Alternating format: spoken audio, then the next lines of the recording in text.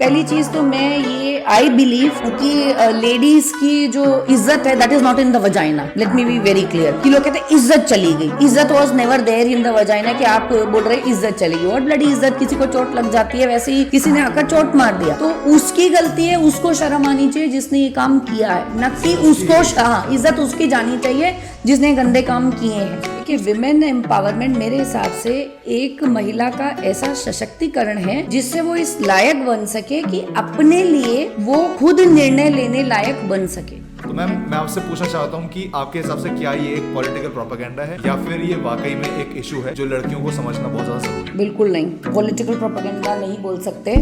Actually love जिहाद है और हो रहा है.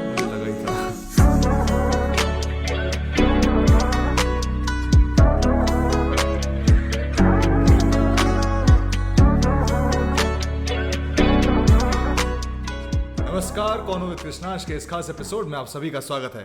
मैं हूं कृष्णांश शर्मा और आज हमारे साथ एक ऐसी गेस्ट मौजूद हैं जिन्होंने विमेन एम्पावरमेंट के ऊपर और बच्चों के एक्टिविज्म के ऊपर बहुत ज़्यादा काम किया है.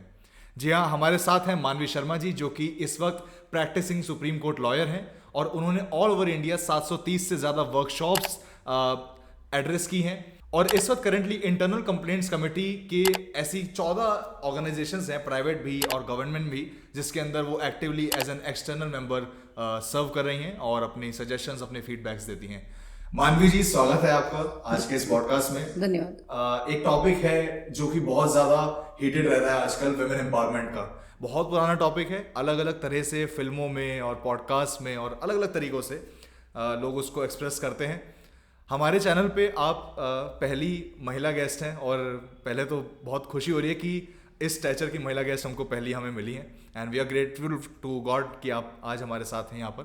एंड मैम, ये वाला जो टॉपिक है इसके ऊपर ना पॉडकास्ट इंडस्ट्री के अंदर ज़्यादा बात नहीं होती है और मुझे लगता है पॉडकास्ट एक ऐसा माध्यम है जिससे एक टॉपिक के बारे में बहुत ज़्यादा क्लैरिटी मिल सकती है, उसके हर एस्पेक्ट के बारे में क्लैरिटी मिल सकती है. And we are really delighted कि आज हम विमेन एम्पावरमेंट क्या है और क्या नहीं है इस पर हम आज आपसे बात करने वाले हैं. तो सबसे पहले इस पॉडकास्ट को शुरू करने से पहले मैं आपसे पूछना चाहूँगा कि आप इस वक्त एक लॉयर हैं तो कई सारे डोमेन्स अवेलेबल होते हैं एक लॉयर के लिए. आपने विमेन एम्पावरमेंट को ही क्यों चुना? देखिए, मैं खुद एक विमेन हूँ और I feel I am an empowered women. पहली चीज़, जैसे आपने बात करी, बड़ा खूबसूरत टॉपिक उठाया है आपने विमेन एम्पावरमेंट का, तो मैं बता दूं विमेन एम्पावरमेंट मेरे हिसाब से चीज़ क्या है. What is women empowerment? देखिए, विमेन एम्पावरमेंट मेरे हिसाब से एक महिला का ऐसा सशक्तिकरण है जिससे वो इस लायक बन सके कि अपने लिए वो खुद निर्णय लेने लायक बन सके. यानी वो स्वेच्छा से इंडिपेंडेंट होकर अपने इंपॉर्टेंट इकोनॉमिक डिसीजंस जिंदगी के ले सके. तो विमेन एम्पावरमेंट इज कि अगर किसी महिला का सपोज हस्बैंड की डेथ हो जाती है या किसी फादर की डेथ हो जाती है तो वो लड़की हड़बड़ाए ना, इस लायक इतनी सक्षम बन चुकी हो कि वो खुद की जिंदगी को टेक केयर कर सके और अपने साथ साथ अपने सिबलिंग्स की, अपने माँ को भी संभाल सके. That is women empowerment. Similarly we talk about कि किसी के हस्बैंड की डेथ हो जाती है तो that lady should be so empowered जिससे कि वो बिल्कुल उसकी फैमिली टूटनी नहीं चाहिए. ठीक है, हस्बैंड चला गया, दुख होगा, लेकिन वो इतनी सशक्त रहेगी कि वो उसके जाने के बाद भी अपने परिवार को बिखरने नहीं देगी और कोई तीसरा व्यक्ति उसको आके मूर्ख नहीं बना पाएगा.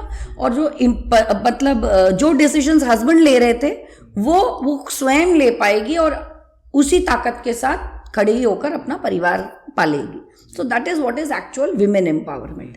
लेकिन आजकल की पीढ़ी जो विमेन एम्पावरमेंट का डेफिनेशन दे रही है, actually I'm not very convinced with that definition of women empowerment. What today's youth is projecting women empowerment, so I'm not very happy with it. Okay, आप इस पे मतलब मैं आपका पॉइंट समझाऊं और मैं इसको एक सेंटेंस में कहूँ तो शायद जो हम एक बहुत ज़्यादा फ्रेज यूज़ करते हैं ना कॉमनली कि अबला नारी, तो आप बस वो अबला नारी को सशक्त नारी बनाना चाहती हैं, इसको आप विमेन एम्पावरमेंट कहती हैं. Am I right in saying? बिल्कुल बिल्कुल. तो आपने अभी बात की कि यूथ की डेफिनेशन विमेन एम्पावरमेंट की, फेमिनिज्म की गलत हो चुकी है, दूषित हो चुकी है. आपके हिसाब से वो सही डेफिनेशन, मतलब वो गलत डेफिनेशन क्या है और उसको कैसे सही किया जा सकता है? देखिए, पहली चीज़ तो हमारे देश में बहुत सारी भ्रांतियां फैला रखी हैं लोगों ने, बहुत सारे विंग्स है। तो कुछ लोगों ने बोल रखा है कि मेरी मर्जी, आज़ादी, तो ऐसी चीज़ों को दूषित करते हुए विमेन एम्पावरमेंट को दूषित करने का प्रयास किया जा रहा है। जैसे मेरी मर्जी, मैं जो मर्जी पहनूं, मेरी मर्जी, मैं जो मर्जी बोलूं, तो that is a wrong concept. आपकी मर्जी नहीं चल सकती, बिकॉज मर्जी इज अ नेगेटिव वर्ड। आपको सिचुएशन के अनुसार हैंडल करना चाहिए, that is what I feel. आपको कोई ये नहीं कह रहा कि आप वेस्टर्न कपड़े ना पहने या मॉडर्न ना दिखे, लेकिन मॉडर्न होने के नाम पर न्यूडिटी परोसने का अधिकार आपको किसने दिया? एक जो आपने एक फिल्मी सितारे हैं, मैं उनका नाम नहीं लूंगी, वो मेल हैं, उन्होंने एक फोटोशूट करवाया निर्वस्त्र होकर, बड़ा अप्रिशिएट नहीं किया गया, हमारे समाज में उसको अप्रिशिएट नहीं किया गया, हमारे इंडियन कल्चर में it is not appreciated. Similarly अगर कोई हीरोइन करेगी, जैसे अभी एक और हीरोइन ने, फीमेल है, उन्होंने किया था, वो अरेस्ट भी हो गई, तो उन्होंने नंगता की पराकाष्ठा पार कर दी। That is defined as women empowerment by the youth, which is not acceptable. कि फॉर एग्जाम्पल हर जगह का एक कोड ऑफ कंडक्ट होता है, जैसा देश वैसा वेश। आप जहां जा रही हैं उसके अनुसार अटायर आप ड्रेसअप होंगी तो it will be acceptable, nobody is objecting to it. आप सब्जी लेने जा रही हैं, आप पब्लिक ट्रांसपोर्ट में ट्रैवल कर रही हैं और आप पार्टी वाले कपड़े पहनी हुई हैं, आप एक्सपोज कर रही हैं, आपने इतने छोटे कपड़े पहन रखे हैं कि पब्लिक का ध्यान आकर्षित कर रही हैं, तो इस परिधान में प्रॉब्लम नहीं है। परिधान आपके उस जगह में प्रॉब्लम है कि उस जगह पे वो परिधान को यूज या पहनना नहीं चाहिए था। आप पर्सनल पार्टीज में जो मर्जी पहनिए, nobody stopping you, but first thing girls have to keep in mind is their safety, क्योंकि safety is the foremost concern. कि आप अपनी सेफ्टी को ध्यान में रखते हुए अपने अटायर का चुनाव करें, क्योंकि आप पूरी दुनिया की आंखें या नजरें एक दिन में नहीं बदल सकती हैं कि नहीं हमारी जो मर्जी हम पहने, आप कौन होते हो हमें देखने वाले। आप एक को, दो को, तीन को रोक लोगे, लेकिन पूरे समाज की मानसिकता एक दिन में नहीं बदली जा सकती है। I don't appreciate, I never encourage कि मेल्स को अधिकार है फीमेल्स को प्रताड़ित करने का या मोलेस्ट करने का, never, I am not saying that. What I am trying to say is कि girls have to be that rational to find out कि हमें किस ओकेजन पे किस तरह से व्यवहार करना है, किस तरह से ड्रेसअप करना है। आप आजकल इंस्टाग्राम उठाकर देख लीजिए, क्या जरूरत पड़ी है लड़कियों को इस हद तक नंगता परोसने की कि क्या उनके अपने पिता और भाई देख पाएंगे कि मेरी बहन क्या दिखा रही है कैमरा के ऊपर। बट लड़कियां कर रही हैं, मेरी मर्जी के नाम पर कर रही हैं, आज़ादी के नाम पर कर रही हैं। तो ये इंडियन कल्चर को पोल्यूट करने का, पॉइजन करने की साजिश हो रही है। आप देखिए, ये साजिश है। अगर आप इसमें डीप में जाएंगे तो आपको पता चलेगा कि ये लड़कियों का माइंड पोल्यूट किया जा रहा है, उसको पॉइजन किया जा रहा है आज़ादी के नाम पर, और हमारी बच्चियां उसमें फंसती जा रही हैं। ये दुख की बात है। अच्छा, हमारे एज ग्रुप के जो लोग हैं, जो इस विचारधारा को बिलोंग करते हैं, मेरे नोन में कुछ हैं ऐसी लड़कियां जो इस विचारधारा से सहमत होती हैं कि यार हमारी मर्जी में कुछ भी पहना है, आपको तकलीफ क्या है, आप लड़कों की नज़र को सुधारो। वो एक डायलॉग में आते हैं कि छोटी लड़कियों के कपड़े नहीं है, छोटे लड़कों की सोच है ना। तो आप इसको क्या कहेंगे कि मतलब वो कहती हैं कि हमको तो आप जकड़ के रखना चाहते हो, हम तो कुछ भी पहने, आप अपना सुधारो। नहीं, आई अग्री कि लड़कों की सोच को सुधारने की वाकई काफ़ी ज़रूरत है। आई एम नॉट सेइंग कि लड़का को कॉपी राइट है कि वो किसी को भी कुछ भी कर दे, never. But what I am trying to say is कि जैसा देश वैसा वेश। आप लड़कों के, किस तरह के लड़कों के बीच में जा रही हैं? अगर आप अनएजुकेटेड क्लास के बीच में जा रही हैं, आप लेबर क्लास के बीच में जा रही हैं, आप सब्जी वालों के बीच में जा रही हैं, आप मच्छी मार्केट जा रही हैं, तो आप वहां क्या एक्सपेक्ट करोगी? लड़कों की सोच को चेंज करने का एक्सपेक्ट करोगी या अपने आप को प्रोटेक्ट करने का एक्सपेक्ट करोगी? तो सिर्फ इतनी बात कही जा रही। आप सभी लोगों के बीच में जा रही हैं, आप पर्सनल पार्टीज में जा रही हैं, nobody is stopping you, wear whatever you want. For example, simple सी बात है, I am a lawyer, I go to the court in a proper uniform, right जबकि ऑफिशियली ऐसा कुछ नहीं है कि हमें साड़ी में प्रोहिबिटेड नहीं है, सूट भी प्रोहिबिटेड नहीं है, बहुत से लोग हिजाब पहन के भी कोर्ट आ रहे हैं, ठीक है, वो भी प्रोहिबिटेड नहीं है। तो कहने का मतलब है कि हर जगह का एक ऑफिशियल कोड ऑफ कंडक्ट है जिसके अनुसार हमको ड्रेसअप होकर वहां पेश होना होता है। ऐसे ही मैं आपको बताऊं, ऑनरेबल सुप्रीम कोर्ट की बात बता रही हूँ, वहां पर एक लड़का पार्टी इन पर्सन अपीयर हो रहा था, तो वो लड़के ने जीन्स और टी शर्ट डाली हुई थी, he wanted to appear for himself. तो ऑनरेबल जस्टिस थे, मैं नाम नहीं लूंगी, उन्होंने ऑब्जेक्ट किया, उन्होंने कहा gentleman, I think you are educated enough to understand कि you are appearing in the Supreme Court of India, right? So you need to be properly dressed, at least if not in a very formal way. Tug in your t-shirt, wear a collar t-shirt, take off your jeans, wear a proper formal trouser. Decent way में you are appearing in front of the Supreme Court of India, right? तो आप उस हिसाब से appear करिए ना वहां पर। एक जेंट्स को बोल दिया गया। सिमिलरली लड़कियों के लिए भी there has to be a proper code of conduct कि जहां आप जा रही हैं उस संस्था का आदर करें, उस इंसान की कुर्सी का, उसके ओहदे का आदर करें और उसके अनुसार आप ड्रेसअप करके जाएं। आप ऑफिसेज में जाइए, देखिए आजकल ऑफिसेज में भी ये चीजें बढ़ने लगी, इससे बहुत सारे और कॉम्प्लिकेशंस होते हैं। ऐसा नहीं है कि हम किसी की आज़ादी पर बैन लगा रहे, भाई आज़ादी का सही जगह पे सही प्रयोग करिए ना। ये सारी जो चीज़ें कोड ऑफ कंडक्ट होता है, जो प्रोटोकॉल होता है, ये सारी चीज़ें ही एक अनसिविलाइज पर्सन और एक सिविलाइज पर्सन को डिफरेंशिएट करती है मेरे exactly. अगर सोचें इस बारे में तो काफ़ी सही चीज़ है ये। और ये चीज़ अभी प्रोपोगेट कोई कर नहीं रहा है मोस्टली मेरे ख्याल से। अभी लोग वही अपना लोग सोचते हैं कि हम मॉडर्नाइजेशन के वे में अपना न्यूडिटी को परोस सकते हैं। अच्छा एक बात बताइए, पशु जो है वो तो फिर पूरी मॉडर्न हो गई, गाय, भैंस, बकरी, डॉगी, ये तो बिल्ली तो बहुत मॉडर्न है, वो तो फिर कपड़े ही नहीं पहनते। तो आप में और उनमें क्या अंतर है? आप एक जो एक्ट्रेस हैं वो कहती हैं जी हम तो मॉडर्न, तो बोरी पहनती हैं, कहीं चटाई पहनती हैं, कहीं पत्ते पहनती हैं।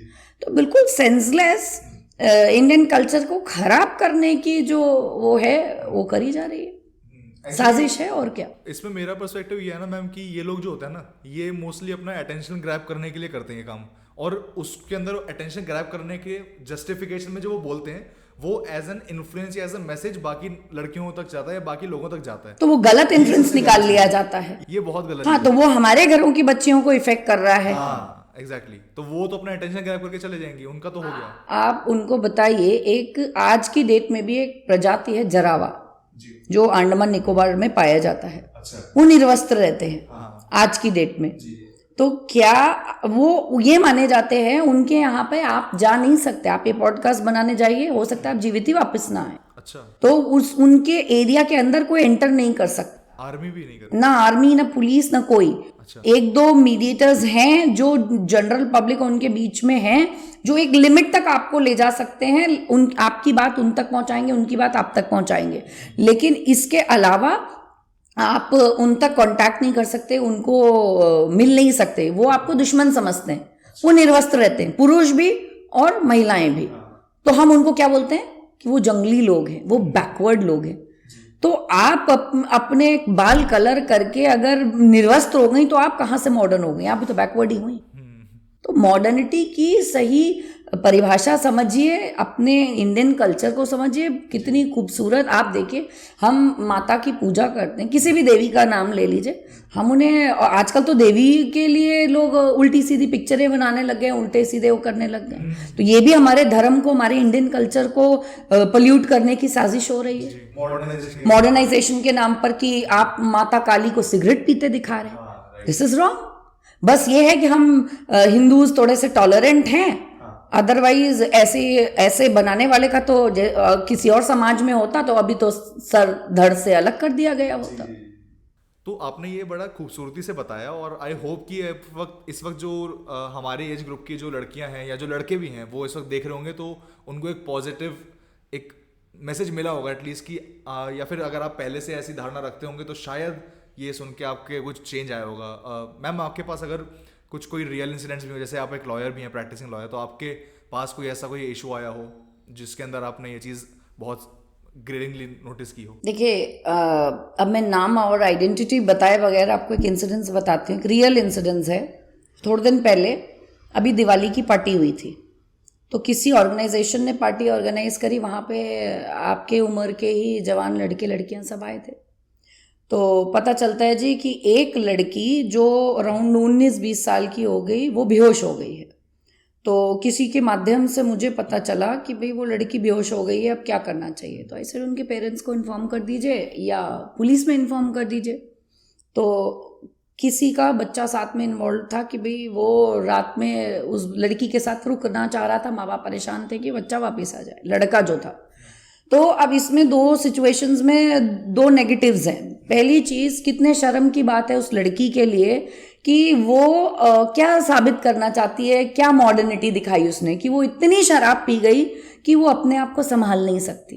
तो क्या ये मॉडर्निटी है? आप मुझे बताइए, कितनी लड़कियां अगर मेरे सामने आ जाएं, आके मैं डिबेट करने के लिए तैयार हूं, कोई इसको जस्टिफाई कर दे, कोई भी कितना भी मॉडर्न इंसान हो, किसी भी विचारधारा का हो, किसी भी धर्म का हो, कोई इसको जस्टिफाई कर दे कि शराब पीकर गिर जाना, बेहोश हो जाना कहाँ की मॉडर्निटी है? क्या मॉडर्न लोग शराब पी के नालियों में गिरा करते हैं, और स्पेशली लड़कियां?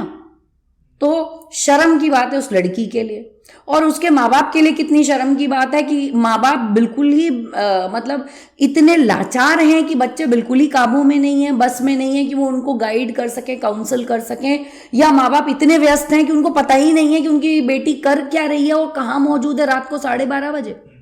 एक लड़की 12:30 बजे अगर क्लब में शराब पीकर गिर जाती है, तो इससे उसके बारे में जो पता चलता ही, उसके माँ बाप के बारे में कितना कुछ पता चलता है कि वो किस परिवार से है, किस खानदान से है। और अगर उन्हें नहीं पता तो भी शर्म की बात है कि वो इतने अनजान हैं कि उनको पता ही नहीं कि उनकी बच्ची 12:30 बजे कहाँ घूम रही है और क्या कर रही है। और उसके बाद वो लड़की किस कैरेक्टर की है, जो पता चल रहा है कि वो पार्टियों में शराब पी पी के गिर रही है।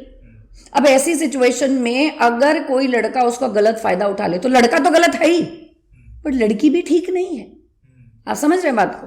तो ऐसी सिचुएशन में माँ बाप को सबसे ज्यादा दोषी माना जाना चाहिए, जो इनको समय नहीं है या जिनको इतनी बुद्धि नहीं है कि वो अपने बच्चे को रोक सके कि वो इस गलत रास्ते पे ना चले, स्पेशली लड़कियां।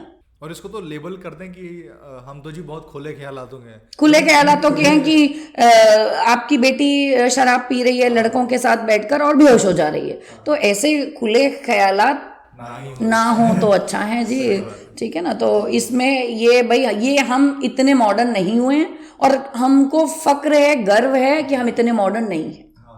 तो ऐसी सिचुएशन में जहां पे वो लड़की गिर गई, तो उसके माता पिता को इन्फॉर्म किया गया, मुझे वहां जाना पड़ा, मैंने हेल्प करी, उनके फादर को कॉल किया, और जब फादर आए तो लड़की उठ बैठी, रोने लग गई और सॉरी पापा, सॉरी पापा, और इतनी देर से ड्रामे कर रही, उठ नहीं पा रही, लेटी पड़ी है सड़क पे जमीन में, और सबको परेशान कर दिया। अब आप बताइए, पापा को देख के रोना आ गया, सॉरी पापा। तो मुझे शर्म आ रही थी उस इंसान को देखकर कि वो किस मिट्टी का बना है, जो सबसे नजर मिला पाए कि उसकी बेटी को किस हालत में लेने आया। बड़े दुख का विषय है। और इंडियन कल्चर में ये मॉडर्निटी के नाम पर ये जहर है, जो धीरे धीरे हमारे इंडियन कल्चर को खत्म करता जा रहा है, हमारे समाज को खत्म करता जा रहा है। जी जी जी जी, बिल्कुल सही बात है। ये वाले केसेस तो आई एम श्योर कि ये तो नोटिस में आपके एक आए, मतलब होते तो खैर बहुत सारे ही होंगे। एक चीज़ इसके अंदर आप एक बहुत ज़्यादा एक्टिवली रोल अपना अदा करती हैं, वो है इंटरनल कंप्लेंट्स कमेटी में। 14 ऐसी ऑर्गेनाइजेशन आपने बताया था कि जिसके अंदर आप इंटरनल कंप्लेंट्स कमेटी में एज एन एक्सटर्नल मेंबर आप सर्व कर रही हैं, और उसके बारे में एक बार आप बता सकती हैं, अगर आईसीसी क्या है एक बार आप सबको बता सकें, और उसके बाद मैं अपना फॉलोअप क्वेश्चन पूछता हूँ। देखिए, मैं आपको इन शॉर्ट बता दूं, हमारे देश में एक जजमेंट पास हुई थी 1997 में, विशाखा जजमेंट। तो विशाखा जजमेंट में उस टाइम पर chief justice of India justice JS Verma साहब ने जजमेंट पास की थी, और उन्होंने कुछ गाइडलाइंस दी थी, विशाखा गाइडलाइंस, जिसमें बताया गया था कि भाई हर ऑर्गेनाइजेशन में इंटरनल कंप्लेंट्स कमेटी का होना अनिवार्य है, मैंडेटरी है, ये आपकी चॉइस नहीं है, you have to make it, ठीक है। और जिस भी ऑर्गेनाइजेशन में 10 से ज़्यादा लोग काम करते हैं, चाहे वो पब्लिक ऑर्गेनाइजेशन हो चाहे वो प्राइवेट ऑर्गेनाइजेशन हो, वहाँ पे इंटरनल कंप्लेंट्स कमेटी का होना मैंडेटरी है। अच्छा। तो मैं as a third party member हूँ, क्योंकि जो प्रिसाइडिंग ऑफिसर यानी कि चेयरपर्सन होती हैं वो हमेशा जो महिला होती हैं वो तो ऑफिस की होती हैं, जिस ऑफिस की वो कमेटी है। उसके बाद मिनिमम 2 मेंबर होते हैं, उसके बाद एक्सटर्नल मेंबर होता है। तो एक्सटर्नल मेंबर मेल भी हो सकता है और फीमेल भी हो सकता है। अच्छा, इसका गठन जो होता है वो सेक्सुअल हैरेसमेंट केसेस के लिए होता है, specially for sexual harassment of women at work place. ये एक्ट है जिसको आप आम भाषा में पॉश एक्ट कहते हैं। Actual name is sexual harassment of women at work place prevention prohibition redressal act 2013। तो जो विशाखा गाइडलाइंस आई थी 90s में, वो हम फॉलो कर रहे थे। लेकिन उसके बाद गवर्नमेंट ने सोचा कि भाई 2009 में ही कि भाई कुछ प्रॉपर एक्ट होना चाहिए विमेन को प्रोटेक्शन देने के लिए।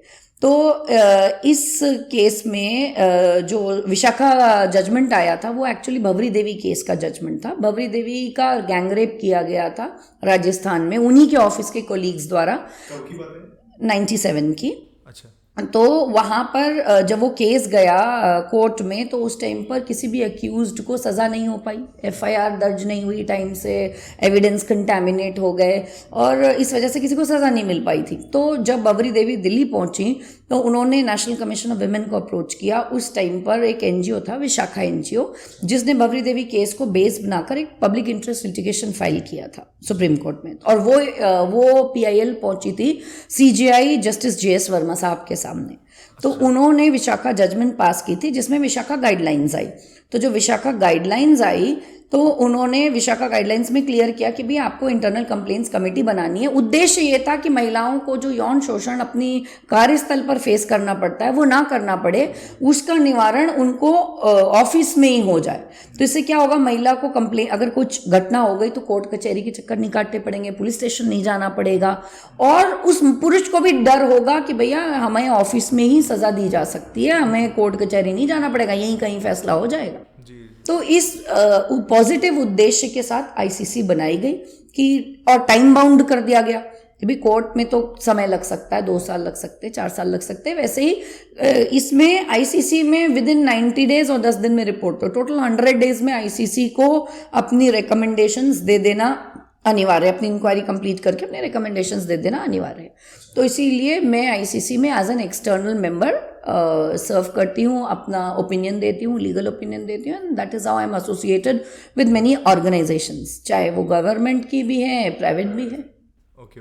तो इनमें मैं आपसे कोई भी आप एक केस ऐसा जिसके अंदर जो लड़की है जिसने कंप्लेन किया है उसको वाकई में एक हेल्प मिल गई, उसको न्याय मिल गया हो and the case was resolved. Delhi का ही केस है, नाम नहीं लूंगी उस ऑर्गेनाइजेशन का ऑन कैमरा। तो वो लड़की को बहुत बुरी तरह से उसका जो कोलीग था, थोड़ा सीनियर था, वो उसको हैरेस कर रहा था और वो डरी हुई थी कि ये मेरे बॉस हैं और अगर मैंने कंप्लेन करी तो ये मुझे जॉब से निकलवा देंगे, because she was a contractual worker. वो कॉन्ट्रैक्चुअल थी and he was a permanent employ. तो निकलवा सकते हैं या मुझे बाहर फिकवा दे, मेरा कॉन्ट्रैक्ट रिन्यू करने में प्रॉब्लम कर सकते हैं, या मेरा एसीआर जो कॉन्फिडेंशियल रिपोर्ट किसी एम्प्लॉय की बनती है वो खराब कर सकते हैं। तो she was tolerating all that. उसके बाद हद तो ये हो गई कि जब उसने उसको निकाल दिया, मतलब उसको मना कर दिया बेसिकली कि भाई हमको तुमसे नहीं वास्ता इस तरह से रखना, तो ही literally came and slapped the lady. उसको उसने पूरे ऑफिस के सामने थप्पड़ मार दिया। कहते ना कि अत किसी चीज़ की अच्छी नहीं होती, तो उस लड़के ने उस लड़की को आकर थप्पड़ मार दिया, जिसकी विटनेस 2 लोग थे कि हाँ ऐसा हुआ था। इंक्वायरी हुई, पता चला, वो बड़ी डरते डरते उसने नाना करते करते फाइनली इंटरनल कंप्लेंट्स कमेटी में कंप्लेन कर दी। तो बड़ी डरी हुई सहमी सी थी। तो we ensured her, we counselled her कि we are there for you. ऐसा नहीं है कि हम तुम्हें फायर कर देंगे, you are a contractual worker. तो मैं ये एक बार आपके पॉडकास्ट के माध्यम से भी बता दूं कि जो ये एक्ट है, posh act, it is applicable on all the contractual workers also. तो अगर कोई महिला कॉन्ट्रैक्चुअल भी है किसी संस्था में तो उसको डरने की ज़रूरत नहीं है। अगर उसके साथ कुछ गलत हो रहा है तो वो इंटरनल कंप्लेंट्स कमेटी में अपने ऑर्गेनाइजेशन की कंप्लेन कर सकती है और उसकी बाकायदा इंक्वायरी होकर उस पर निर्णय आएगा। वो ये नहीं हो सकता कि वो कॉन्ट्रैक्चुअल है इसलिए इसको भगाओ यहाँ से, ये दिस इज नॉट एक्सेप्टेबल, और ऐसा इस एक्ट में बिल्कुल भी नहीं है। क्योंकि वर्क प्लेस तो वर्क प्लेस है, वो अगर एग्जैक्टली, चाहे कॉन्ट्रैक्चुअल हो चाहे परमानेंट हो, महिला तो महिला है। लेबर्स पर भी applicable होता है। Yes yes yes, there has to be a committee. और जहां पर कमिटी नहीं बन सकती किसी कारणवश, बनाना तो अनिवार्य है, but due to some technical reasons, मान लीजिए आपकी कमिटी नहीं है या एम्प्लॉय के ही अगेंस्ट कंप्लेंट है या 10 मेंबर्स से कम है, तो ऐसी संस्थानों के लिए लोकल कंप्लेंट्स कमेटी होती है, LCC। और LCC कहाँ होती है? जिस भी जिले में घटना घटी है उस जिला के जिलाधिकारी के DM के ऑफिस में, तो वहां पे LCC मौजूद है। हर जिले में। जी मैम, ये काफ़ी सही प्रावधान है सुनने में, और आई एम श्योर इम्प्लीमेंटेशन में भी काफ़ी फायदेमंद और कारगर साबित होता होगा। मेरे मन में एक सवाल है कि जैसे ये तो हुआ वर्क प्लेस की बात, लेकिन अगर जैसे कुछ जो एजुकेशनल इंस्टीट्यूशंस होते हैं, हम कई बार ये सुनते हैं, मेरे आसपास भी ये चीज़ सुनने में मिली थी कि जो स्कूल की स्टूडेंट्स जो होती हैं या फिर कॉलेज की स्टूडेंट्स होती हैं, उनको कभी ऐसा कुछ फेस करना पड़े अपने प्रोफेसर से या फिर अपने कोलीग से ही, तो उस केस में क्या कर सकते हैं? They can file a complaint. वैसे तो बच्चियां अगर माइनर है तो पॉक्सो एक्ट में कंप्लेंट रजिस्टर होगी, otherwise they can inform the teachers. हम लोग तो स्कूल्स में भी जाते हैं, वी इन्फॉर्म देम कि पॉक्सो एक्ट में आप कंप्लेंट दर्ज करवा सकती हो, आप पुलिस को इन्फॉर्म कर सकती हो। There are child protection units also, district child protection units हैं, DCPUs हैं, उनमें भी आप कंप्लेन कर सकती हो। तो बेसिकली बच्चों को डरने की जरूरत नहीं है, और स्कूल्स का फर्ज बनता है, माँ बाप का फर्ज बनता है कि चुप ना रहें, बच्चों को एजुकेट करें, what is good touch, what is bad touch, और उनको काउंसिल करें कि बेटा अगर आपके साथ कोई गलत कर रहा है तो गलती आपकी नहीं है, वो गंदे इंसान की गलती है जिसने ये आपके साथ किया है। पहली चीज तो मैं ये आई बिलीव कि लेडीज की जो इज्जत है that is not in the vagina. Let me be very clear कि लोग कहते हैं इज्जत चली गई, इज्जत was never there in the vagina, कि आप बोल रहे इज्जत चली गई। व्हाट ब्लडी इज्जत, किसी को चोट लग जाती है, वैसे ही किसी ने आकर चोट मार दिया तो उसकी गलती है, उसको शर्म आनी चाहिए जिसने ये काम किया है, न कि उसको। हाँ, इज्जत उसकी जानी चाहिए जिसने गंदे काम किए हैं, उसकी नहीं जानी चाहिए जिसका एक्सीडेंट हुआ या जिसको चोट लगाई गई। तो ये चीज नहीं होनी चाहिए। ये समाज का माइंडसेट यहाँ मॉडर्न बनिए, यहाँ माइंडसेट चेंज करिए। Very true. जी जी जी। तो ये अपने को सोचने समझने की जरूरत है। तो ऐसे बच्चियों को चुप नहीं रहना है, they have to come forward and file the complaint. Schools और कॉलेजेस में तो मुझे लगता है इस बारे में कोई वोकल भी नहीं है, क्योंकि लोगों को पता भी नहीं होता पॉस्को एक्ट वगैरह। मतलब मैंने तो जैसे रिसर्च करते हुए उससे पहले भी मैंने पढ़ा था, तो मुझे आइडिया है। हम लोग स्कूल्स में, मेरा एक खुद का NGO है, it is empanel with the ministry of women and child, तो हम लोग तो स्कूल्स में भी जाते हैं। स्कूल्स में दिल्ली में ही हम कितने स्कूल्स में गए हैं जहाँ पर हमने अवेयरनेस फैलाई है, बच्चियों से मिला है, वर्कशॉप्स करी हैं, कि उनको मूवीज़ भी दिखाई हैं, छोटी छोटी कार्टून मूवीज़ भी दिखाई हैं। उसके बच्चे छोटे होते हैं तो कार्टून के माध्यम से समझाते हैं कि बेटा यहाँ नहीं छूना चाहिए, ऐसे नहीं छूना चाहिए, जहाँ तुम्हें अच्छा लगे। मतलब इस तरह की चीज़ों से आप बच्चों को समझा सकते हो कि क्या गुड है क्या बैड है। और अगर ऐसा कुछ करता है तो सबसे पहले मम्मी को जाके बता दो, सब पापा को बता दो, या टीचर को बता दो, प्रिंसिपल को बता दो, बट चुप नहीं रहो। और आपको डरने की जरूरत नहीं है, वो गंदे अंकल आपको कुछ नहीं कर सकते। तो बच्चे कोमल होते हैं तो उनके मन पर वो आदमी डरा कर उनका फायदा उठाता है, तो that you have to take care. Ma'am, जैसे आपने ICC का बताया, तो आई एम श्योर कि जैसे जिस हिसाब से आप हेल्प कर रहे हैं सबकी, and that's very commendable, but क्या उसके अंदर कुछ फॉल्स एलिगेशंस वाले केसेस भी आते हैं? बिल्कुल आते हैं। मैं ये नहीं कह रही कि सारी लेडीज दूध की धुली हैं, never, I never said that. तो फॉल्स एलिगेशन में अभी मतलब बहुत सारे केसेस आ गए दिमाग में जो फॉल्स वाले हैं, बहुत सारे हैं। People try to misuse. अब जैसे किसी ज़माने में 80s में अगर आप दूरदर्शन खोलते होंगे तो न्यूज़ आती थी दहेज हत्या वाली, सिलेंडर फट गया, फांसी लगा ली, मिट्टी का तेल डाल के जला दिया, स्टोव फट गया। तो उस टाइम पर जो एक कानून आया था कि भाई महिला एक फ़ोन करेगी और जिसका नाम लेगी वो सारे लोग अरेस्ट हो जाएंगे। ठीक है, तो ये प्रोटेक्शन के लिए था, वुमेन के प्रोटेक्शन के लिए था। लेकिन विमेन ने उसका इतना मिसयूज स्टार्ट कर दिया कि आज की डेट में अगर आप सही में भी दहेज से उत्पीड़ित हैं तो इतना आसान नहीं रह गया है न्याय मिलना। आप कंप्लेन करेंगी, CAW सेल जाएंगी, कंप्लेन करेंगी, फिर वो IO इन्वेस्टिगेट करेगा, वो ऑपोजिट पार्टी को बुलाया जाएगा, फिर वो इंक्वायरी ज्वाइन करेगा and there is a long procedure. पहले क्या था, एक फोन करो एंड एवरीबडी वाज अरेस्टेड, जिसका नाम लड़की ने ले लिया और उनको बेल भी आसानी से नहीं मिलती थी, सीधा अरेस्टेड। वो प्रोविजन खत्म करना पड़ गया, अमेंडमेंट करना पड़ गया। There was an amendment in 498A, ठीक है ना। तो उसी तरह से आज की डेट में बड़ा अच्छा प्रोविजन है ICC में कि आप कहीं ना जाएं, पुलिस में जाने की ज़रूरत नहीं है, कोर्ट भागने की ज़रूरत नहीं है, आपको आपके ऑफिस में ही आपके प्रॉब्लम का निवारण मिल जाएगा। लेकिन उसमें बहुत सारे ऐसे केसेस सामने आ रहे हैं जिसमें महिलाएं फॉल्स एलिगेशंस भी लगा रही हैं। जी। तो वो भी ठीक नहीं है। कोई एक आप मेंशन कर सकते हैं विदाउट टेकिंग एनी नेम्स? मैंने डेफिनेटली, देखिए, आइडेंटिटी रिवील करना तो अलाउड भी नहीं है, एक्ट में भी अलाउड नहीं है।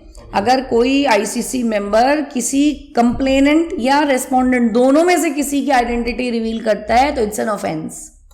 तो वो ऑफेंस में क्रिएट नहीं करूंगी, I am just thinking which one to tell you.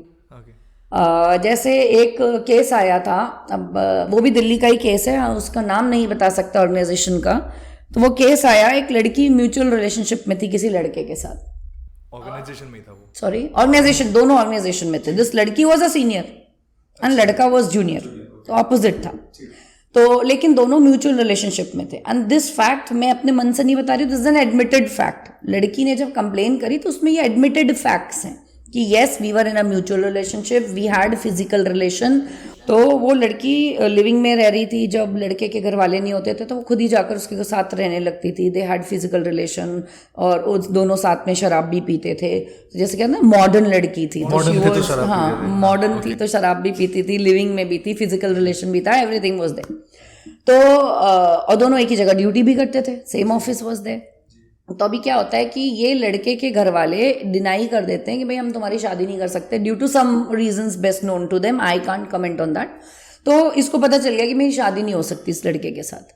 तो कॉल रिकॉर्डिंग्स भी हैं जो FSL से वेरीफाई भी हो चुके हैं। ऐसा नहीं कि हम आपको कुछ ऐसी बात बताएंगे जो तथ्य में नहीं है, ऑन रिकॉर्ड नहीं है, इट्स अ फैक्ट कि FSL से कॉल रिकॉर्डिंग्स भी वेरीफाई हो चुकी हैं, जिसमें ये निकल के आया कि भाई लड़की लड़के को बोलती है कि आप मुझसे शादी करोगे नहीं तो अंजाम अच्छा नहीं होगा एंड ऑल दैट, वो उसको धमकाती है।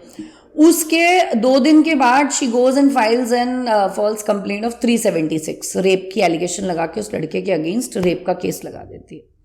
और ICC में लगा? नहीं, वो तो पुलिस में, IPC 376 is with the police. और हाँ, ICC में वो कंप्लेन रजिस्टर करती है कि भाई मेरा म्यूचुअल रिलेशनशिप था, मैंने तो खत्म कर दिया था, लेकिन अब भी ये मुझे अप्रोच करता है और मुझे हैरेस कर रहा है, so it's a sexual harassment. ठीक है, तो लॉजिकली छोड़ दीजिए, आप लॉजिकली भी ज़्यादा सोचेंगे तो इसमें दिमाग घूम जाएगा। मैं तो आपको सिर्फ ब्रीफ में स्टेटमेंट बता रही हूँ। जब वो लड़की ने स्टेटमेंट दिया तो वो स्टेटमेंट में उसने खुद एडमिट किया कि भाई हम जब रात में नाइट ड्यूटी पे रहते हैं तो ये मुझे रात में आकर मेरी गोदी में सर रख के लेट गया। ये सब हो रहा है रेप के एलिगेशन के बाद, राइट? रेप के एलिगेशन के बाद she is allowing somebody to lie down on her thighs who allegedly raped her, who is alleged of raping that lady। ठीक है, तो आप अपने रेपिस्ट को अलाउ कर रहे हो अपने ऊपर लेटना, एंड वो लड़का उसको कुछ बोलता है कि मेरा ये मन कर रहा है, मेरा वो मन कर रहा है। तो the complainant replies, look at the reply, अभी नहीं, जब हक हो तब आना। तो आप अपने रेपिस्ट को कौन सा हक देने की बात कर रही हैं? जी, राइट। तो ऐसे ही जब इंक्वायरी हुई, बहुत डिटेल में हम लोग गए, बहुत सारी चीज़ें और भी सामने आई which I can't tell on camera. तो उससे निष्कर्ष कमेटी का, मेरा सिंगल ओपिनियन नहीं होता है जी, कमेटी होती है, चेयरपर्सन है यानी प्रिसाइडिंग ऑफिसर हैं और भी लोग हैं, तो उन सबका ओपिनियन था कि this is a very mutual and cordial relationship and now she is trying to by hook or crook ये लड़का किसी भी तरह से डर के ही सही मुझसे शादी कर ले। सो इसमें सेक्सुअल हैरेसमेंट वाला कहीं भी कोई भी एंगल नहीं है। So it was being misused, this tool was being misused by the lady. तो we recommend that the person is not guilty of sexual harassment. तो फॉल्स एलिगेशंस पे कुछ सजा नहीं होती है? होती है, बट उसमें भी वी एक्चुअली नेवर वांटेड, देखिए थोड़ा एक सॉफ्ट कॉर्नर रहता है फीमेल के प्रति, तो उसमें क्योंकि मैटर इज सब जुडिस इन द कोर्ट, अभी भी उसका जो 376 है वो कोर्ट में सब जुडिस है, वो भी चल रहा है, तो इसलिए हम ज़्यादा उस पर कमेंट नहीं कर सकते। What I am trying to tell you is कि आईसीसी में एक बड़ा अच्छा सा प्रोविजन है कि अगर लड़की झूठी कंप्लेन करती हुई पाई जाती है, तो देखिए झूठी कंप्लेन करना और कंप्लेन सिद्ध ना होना दो अलग अलग चीज़ें हैं, ठीक है। यानी कोई चीज़ हुई लेकिन ये सिद्ध नहीं होता कि ये वही हुआ, मतलब आपने एलेज किया कि ये हैरेसमेंट है, तो कमिटी ने नहीं माना कि ये हैरेसमेंट है, तो लेकिन इसमें ये झूठ नहीं है कि ऐसा हुआ नहीं, वी आर नॉट डिनाइंग कि ऐसा नहीं हुआ, वी एक्सेप्ट द फैक्ट कि हुआ, लेकिन वो नहीं है जो आप दिखाने की कोशिश कर रहे हो, इट इज नॉट हैरेसमेंट, जिस तरह उसने बताया वैसा नहीं, राइट। तो उसमें फिर सजा नहीं है। सजा किस लिए है? जब किसी पर कोई झूठा आरोप लगाया जाए कि झूठा आरोप ऐसा हुआ ही नहीं और आपने बोल दिया कि ऐसा हुआ, राइट। तो अभी क्या होता है कि मतलब देयर इज, इसमें आईसीसी में देयर इज अ प्रोविजन कि अगर लड़की झूठी कंप्लेन करती हुई पाई गई, कंप्लेन झूठी पाई गई, तो आईसीसी सुमोटो अपनी इच्छा से, स्वेच्छा से उस लड़की के खिलाफ सीसीए कंडक्ट रूल्स के अकॉर्डिंगली सजा का प्रावधान, सजा रेकमेंड कर सकती है। ओके, वो सजा किस तरीके की होती है अगर आप ब्रीफ में? According to the conduct rules, official conduct rules के हिसाब से जो पेनल्टीज डिसाइडेड है, accordingly disciplinary action can be taken. Got it. तो मैम समाज में ना एक चीज़ और है जिससे मुझे फील होता है कि हालांकि उसको तो एक पॉलिटिकल एंगल देके बताया जाता है आजकल, और मुझे समझ नहीं आता क्यों, बट एक जो टॉपिक है ना, वो जो एक ये मैं कहूँगा कि ये बहुत ग्लेरिंगली विजिबल चीज़ है, वो है कि लड़कियों की तरफ ना एक तरह से और बुरी चीज़ें होती हैं कि उनको बहला फुसला के झूठ बोल करके एक रिलेशनशिप में आया जाता है और उसके बाद में उनका अंजाम बहुत बुरा निकलता है। मैं इस वक्त बात कर रहा हूँ लव जिहाद की। मैं कोशिश कर रहा था इसका नाम ना लूँ, क्योंकि अब मैंने नाम ले दिया लव जिहाद, तो अब लोगों को मैं दिखूंगा भगवा वस्त्र में और मैं दिखूंगा कि मैं पॉलिटिकल प्रोपेगेंडा कर रहा हूँ, which is sad because I feel personally कि ये चीज़ रियल है। मैं आपसे क्यों डिस्कस कर रहा हूँ, इसके दो कारण हैं। पहली चीज़ आई थिंक कि ये विमेन एम्पावरमेंट में उनको जानने के लिए, उनको पहचानने के लिए ये बहुत ज़्यादा ज़रूरी है। सेकेंडली आप इसके लिए बात करने के लिए क्यों एक परफेक्ट व्यक्ति हैं, क्योंकि आप लॉयर हैं, सुप्रीम कोर्ट में प्रैक्टिसिंग, और आपने आई गेस ये सारे केसेस वाकई में देखे होंगे या क्लोजली डील किए होंगे। तो मैम मैं आपसे पूछना चाहता हूँ कि आपके हिसाब से क्या ये एक पॉलिटिकल प्रोपेगेंडा है या फिर ये वाकई में एक इशू है जो लड़कियों को समझना बहुत ज़्यादा ज़रूरी है? बिल्कुल नहीं, पॉलिटिकल प्रोपेगेंडा नहीं बोल सकते, एक्चुअली लव जिहाद है और हो रहा है। मुझे लगा ही था। ठीक है, तो इसलिए नहीं कि आई एम अ हिंदू और यू आर अ हिंदू। देखिए हम एक समाज का हिस्सा हैं, वी आर ऑल भारतवासी, हम सब भारतीय हैं, और हम लोग जिस समाज में रह रहे हैं, तो अगर उसमें कुछ कुरूपता फैल रही है तो उसको एक्सेप्ट करना पड़ेगा। ऐसा नहीं है कि आप उस पर पीट करके खड़े हो जाइए, बोल दीजिए ऐसा नहीं है, बिल्कुल ऐसा नहीं है कि लव जिहाद नहीं है। लव जिहाद एग्जिस्ट करता है और मैं आपको एग्जांपल्स दे सकती हूँ, because I have dealt with lot many love जिहाद केसेस, मेनी। अब मैं आइडेंटिटी, वही प्रॉब्लम है कि आइडेंटिटी रिवील नहीं कर सकते, तो मैं आपको अभी जो रिपोर्टेड केस है, जो न्यूज़पेपर में भी आया, मैं उस केस से स्टार्ट करती हूँ। रोहिणी में एक लड़की, उसने कंप्लेन करी 2014 में कि भाई लव जिहाद का मामला सामने आया, और ऑनरेबल जज अपने श्री जगमोहन सिंह जी हैं, वो एएसजे हैं, फास्ट ट्रैक कोर्ट के जज साहब हैं, उन्होंने 25 साल की सज़ा दी इन दिस लव जिहाद मैटर। हुआ क्या था मैं आपको ब्रीफ कर देती हूँ। एक लड़की जिसने 2014 में कंप्लेन करी थी अपने बॉयफ्रेंड के अगेंस्ट, उसको नहीं मालूम था कि वो बॉयफ्रेंड कौन है, बॉयफ्रेंड के अगेंस्ट कंप्लेन करी, और जब परतें खुली तब वो लड़की शॉक्ड थी कि जिसको वो बॉयफ्रेंड समझ रही थी और जिस पर वो गैंगरेप किया जिसने और आरोप लगा रही थी गैंगरेप का, वो तथाकथित मुस्लिम लड़का था। और जब उस लड़के की कॉल रिकॉर्डिंग्स निकाली गई और एफएसएल से वेरीफाई हुई, तो चीजें सामने आ गई कि इसको तो पता चल गया है कि मेरा नाम एक्स नहीं है, मेरा नाम तो वाई है। ओके, ये किसी अपने फ्रेंड वगैरह से बात कर रहा होगा? अपने भाई से बात कर रहा था जिसका नाम था अनम। अनम खान, और उसने अपने भाई को प्रोजेक्ट किया था अमन खान। अच्छा। राइट। और उसने उसको एक होटल में बुलाया एक पार्टी देने के बहाने कि हमारे भाई की बर्थडे पार्टी है। वो लड़की ट्रस्ट करके चली गई। उसको वहां जाकर बोला कि बाकी गेस्ट कहाँ हैं, तो उससे बोला कि भाई आप वेट करो, गेस्ट आ रहे हैं, तब तक आप कोल्ड ड्रिंक पियो। उसकी कोल्ड ड्रिंक में नशा की दवा मिला दी गई। उसके बाद उसकी न्यूड तस्वीरें खींची गई जब वो बेहोश हो गई।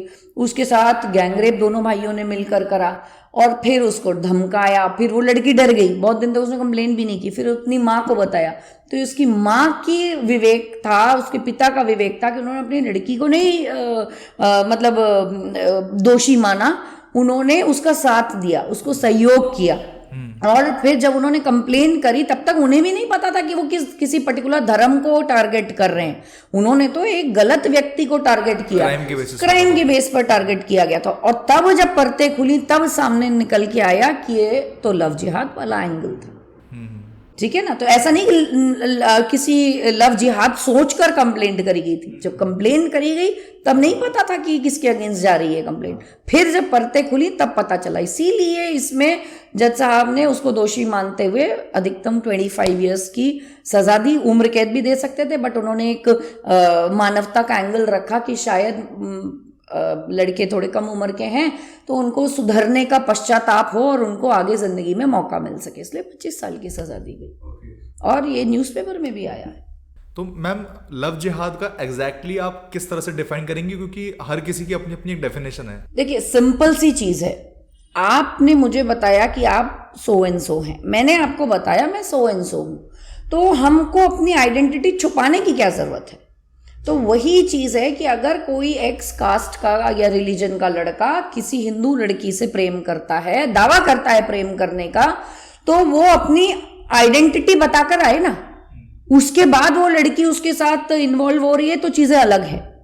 लेकिन आप अपनी असल आइडेंटिटी छुपाकर दूसरी फेक आइडेंटिटी के साथ किसी से पहले दोस्ती करते हैं, फिर उसको अपने इमोशनल जाल में फंसाते हैं। फिर जब वो इमोशनल जाल में फंस जाती है, फिर आप फिजिकल होते हैं उसके साथ, और फिर आप उसे बर्बाद कर देते हैं। फिर आप उस पर प्रेशर डालते हैं कि वो आपके धर्म को कबूल करे और आपके साथ निकाह करे। तो दैट इज लव जिहाद। कि आप अगर जेन्युइन हैं, आपके इंटेंशंस जेन्युइन हैं, तो आपको अपनी आइडेंटिटी फेक करने की जरूरत क्या है? And this is why it is termed as love जिहाद। Yes, got it. I hope कि ये चीज पॉलिटिकल तो ना ही लगी हो तो अच्छा है, क्योंकि नहीं, देखिए, इसमें पॉलिटिकल वाला बिल्कुल भी कोई एंगल नहीं है। हम भारतीय कल्चर के लोग हैं। संविधान में भी ये कहा गया है कि आप अपनी आइडेंटिटी क्यों छुपा रहे हैं। संविधान भी आपको रियल रहने की प्रेरणा देता है, बात करता है, आपको फेक बनने के लिए थोड़ी प्रेरित करता है। तो आप अपनी आइडेंटिटी को फेक क्यों कर रहे हैं? क्यों आप XYZ हैं तो आप ABC क्यों बनने का प्रयास कर रहे हैं? वो नहीं होना चाहिए। That is wrong and that is why it is called love जिहाद। और अपने को, इंडियन माताओं का, पिता का, इंडियन सोसाइटी का ये फर्ज है, ये कर्तव्य है कि वो अपनी बच्चियों को अपने कल्चर से जोड़ें, अपने धर्म से जोड़ें और गलत सही की पहचान शुरू से बताएं, ताकि वो इस तरह के लोगों को आइडेंटिफाई करें और इस तरह के लोगों के फेक चक्करों में ना पड़े। जी, चीज़ें आई थिंक सब कुछ जैसा आप जो कहना चाह रही है, अगर वो मैं बताऊं तो हर चीज़ क्लियर रहनी चाहिए। भले ही आप अगर एक इंटर रिलीजन रिलेशनशिप में इन्वॉल्व हो भी रहे हैं, उसके लिए स्पेशल मैरिज एक्ट है। हाँ, तो वो प्रोविजन है कि वो अलाउड है, लेकिन आपको ये नहीं करना चाहिए कि मैं हूँ कुछ और, मैं दिखा कुछ और हूँ, और उसके तहत आप। जी। अब मैं आपको अपनी बात बताऊं, मेरे फेसबुक फ्रेंड्स जो रिक्वेस्ट आई है, कुछ नहीं तो 8-10 फ्रेंड रिक्वेस्ट ऐसी हैं जो पाकिस्तान से आई हुई हैं। मुझे पता है कि वो पाकिस्तान से आई हैं, बट सबने हिंदू नाम रखा हुआ है। सबने हिंदू नाम रखा हुआ है, सबने अपनी आइडेंटिटी बदल रखी है, किसी ने कोई फेक फोटो लगा रखी है, बहुत सारे ऐसे। बट अपने को एक्सपीरियंस हो गया ना, हम सुनकर बता सकते हैं कि कौन असली है और कौन नकली, कौन सा देसी घी है, कौन सा डालडा है और कौन सा जहरीला है। ठीक है, तो वो पता चल जाता है। तो one has to be very careful. और इस लेवल तक आपको आपके बच्चों को सिखाना पड़ेगा, समझाना पड़ेगा, उनको ट्रेन करना पड़ेगा। तो हाँ, इसलिए आप चुप नहीं बैठिए, आप चीजों को ढांकिए मत, उनके साथ खुलकर बात करिए. That is what is women empowerment, that is what is modernisation. नंगता is not modernisation. Right, correct. Ma'am, बहुत अच्छा लगा आज आपसे इन सब मुद्दों पर बात करके, चर्चा करके, और आई होप कि आगे भी हम कभी एक और ऐसे ही किसी पॉडकास्ट के लिए वापस जुड़ें. Before concluding this podcast I would just like to ask you कि हमारी जो फीमेल व्यूअर्स हैं स्पेशली, आपको उनको कोई मैसेज देना, कोई संदेश देना है एंड में? देखिए, मैं अपनी बात को फिर से क्लियर करना चाहती हूँ. बहुत सारी लड़कियाँ मुझे गालियाँ भी दे रही होंगी और कोस भी रही होंगी कि ये कहाँ से आ गई, बहुत बड़ा ज्ञान देने लग गई. तो मैं आपको सिर्फ इतना बोलूँगी कि मैं आपके बेनिफिट की बात बोल रही हूँ, आपके हित की बात बोल रही हूँ, एज अ वेलविशर बोल रही हूँ. मैं खुद मॉडर्न ज़माने में पली बड़ी और काम करने वाली महिला हूँ. तो आप मेरी बात समझें. आप एक्सपोजर करके या अपने शरीर को प्रदर्शित करके आप मॉडर्न नहीं कहलाते हो, आप मूर्ख कहलाते हो. आप लड़कों की भी मेंटालिटी पूछिए. लड़के लोग क्या बोलते हैं, आपने कभी सुना होगा, ये शादी मटेरियल नहीं है, ये गर्लफ्रेंड मटेरियल है, ये शादी मटेरियल नहीं है. तो आप मटेरियल वाली कैटेगरी में ना आइए, ठीक है. तो लड़का जिस लड़की को इज्जत के साथ देखता है उसको अपने घर की इज्जत बनाता है, ठीक है. और तो आप ऐसे गलत लड़कों के मतलब बहकावे में ना आइए, क्योंकि वो लड़के आपको बेवकूफ़ बना रहे हैं, आपको यूज करने का प्रयास कर रहे हैं. आप उनके हाथों एक शिकार या टूल ना बनिए. अपने बुद्धि विवेक का इस्तेमाल करिए, खूब पढ़िए, इस लायक बनिए कि आप अपने कदमों में, अपने पैरों में खड़े हो सके, अपना करियर बनाइए, अपने माता पिता का नाम रोशन करिए, अपनी संस्कृति का नाम रोशन करिए और फलिए फूलिए. आपको कौन रोक रहा है? कितना भी पढ़िए, कितना भी खेलिए, कोई नहीं रोक रहा है. मॉडर्निटी का मतलब सिर्फ कपड़े उतारना नहीं होता. That is what I feel. Right. Thank you so much ma'am. ये आई थिंक बहुत ज़्यादा बेनिफिशियल होगा हमारे एज के, जो भी हमारे यूथ हैं और मेरे एज ग्रुप के, या फिर जो पेरेंट्स भी ये वीडियो देख रहे हैं जिनकी बच्चे हैं हमारे एज ग्रुप के. तो आई फील कि ये वाला मैसेज जो है ये प्रोपागेट होना बहुत ज़रूरी है. मीडियम कुछ भी हो सकता है, पॉडकास्ट हो सकता है, किताबें हो सकती है, न्यूज़पेपर हो सकता है, लेकिन ये मैसेज प्रोपागेट होना बहुत ज़रूरी है. Again I am very grateful to you Manvi ji, आप हमारे पॉडकास्ट पे आएँ. किसी दिन वापस आपसे चर्चा करेंगे ऐसे ही किसी एक और टॉपिक के बारे में. आप लोगों को ये पॉडकास्ट कैसा लगा आप कमेंट करके ज़रूर बताएं. अगर आपको इसमें कोई शिकायत है या इसके अंदर आपको कोई अपना एक extra add on opinion share करना है तो आप कमेंट करके ज़रूर बता सकते हैं. शेयर इसको ज़रूर कीजिएगा, क्योंकि ऐसे पॉडकास्ट, ऐसी बातें लोगों तक पहुंचना, समाज में और प्रचारित होना बहुत ज़्यादा ज़रूरी है. समाज को एक शुद्धिकरण की बहुत ज़्यादा आवश्यकता है. प्रदूषण सिर्फ दिल्ली की हवा में नहीं, समाज में भी बहुत फैल रहा है. उसको साफ करने का आपका, हमारा, हम सबका पूरा अच्छे से दायित्व है, हमको निभाना है. Thank you so much for watching this podcast till here. आपको अगर कुछ भी कमेंट करना हो तो आप ज़रूर कर सकते हैं. Thank you so much.